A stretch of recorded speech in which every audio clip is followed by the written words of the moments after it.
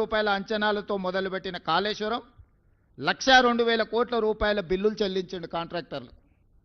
కాళేశ్వరం కట్టడం, కాళేశ్వరం కూడడం 3 సంవత్సరాలలో జరిగిపోయింది. 1,00,000 కోట్ల రూపాయలు గోదావరి పాలైపోయినాయి.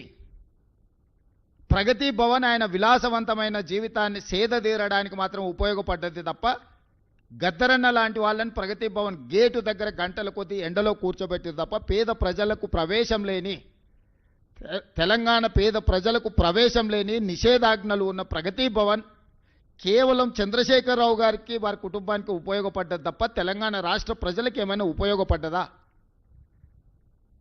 ఈరోజు మేము కట్టినమని చెప్పుకుంటున్న సచివాలయం ఉమ్మడి రాష్ట్రానికే పరిపాలనను అందించి 23 జిల్లాలను దాదాపుగా 10 కోట్ల ఉమ్మడి రాష్ట్ర ప్రజలకు పరిపాలన అందించిన వసతులున్న నిఖార్సైన ఉమ్మడి ఆంధ్రప్రదేశ్ సచివాలయాన్ని కూలగొట్టి 2,000 కోట్ల రూపాయలు ఖర్చు పెట్టి కట్టిన సచివాలయం కేవలం కొడుకు రాజకీయ భవిష్యత్తు కోసం వాస్తును సరిదిద్దడానికే కూలగొట్టి కొత్తది నిర్మించిండు. కొత్తగా ఏమైనా ప్రజలకు ఆ సచివాలయం వల్ల అదనపు సౌలభ్యం ఏమైనా వనకూరిందా? అదనపు ప్రయోజనం ఏమైనా ఉన్నదా? ప్రభుత్వంలో సచివాలయం కట్టడం వల్ల నూతనంగా ఏమైనా ఉద్యోగాలు వచ్చినాయా? ఎవరికైనా ఉపాధి కానీ ఎవరికైనా భవిష్యత్ ప్రణాళికలకు ఆ సచివాలయం అని పనికొచ్చిందా? కేవలం నీ కొడుకును ముఖ్యమంత్రిని చేయాలన్న ఆలోచనతో వాస్తు సరిగ్గా లేదని ఇంకా 100 సంవత్సరాలు సేవలు అందించగలిగిన భవనాలను కూల్చేసి, ఎల్ఎన్టీ లాంటి సంస్థలు కట్టిన భవనాలను కూల్చి ఇప్పుడున్న సచివాలయం కట్టిన పేద ప్రజలకు ఆ సచివాలయం వల్ల అనాపైస ప్రయోజనం ఏమైనా వనగూరిందా? కమాండ్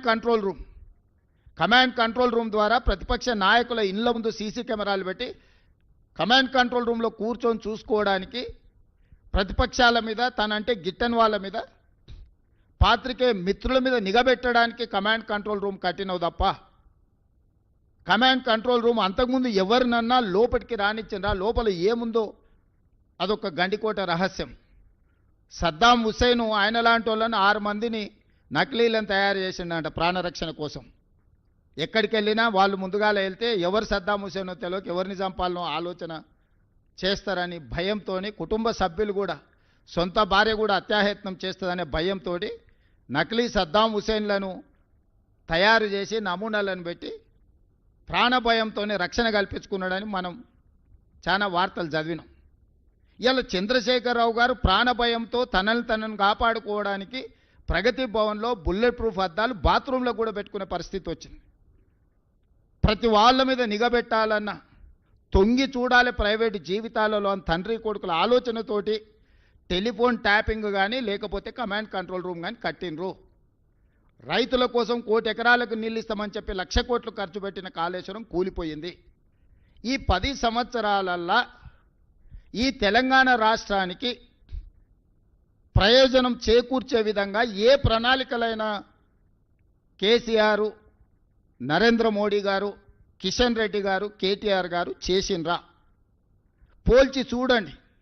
10 సంవత్సరాల మా పరిపాలనను పోల్చండి, 10 సంవత్సరాల వాళ్ళ పరిపాలనను పోల్చండి, విశ్లేషించండి. మీడియా మిత్రులు మీరు పూర్తిగా ప్రణాళికబద్ధంగా ఒక్కొక్క డిపార్ట్మెంటుని, అగ్రికల్చర్, ఇరిగేషన్, ఎడ్యుకేషన్, మున్సిపల్, ఇట్లా ఏ శాఖకు ఆ శాఖకు విడదీయండి. ఏదైనా ఒక ప్రణాళికతోని వీళ్ళు ఏమైనా వ్యూహరచన చేసిండ్రా? 16,000 కోట్ల మిగులు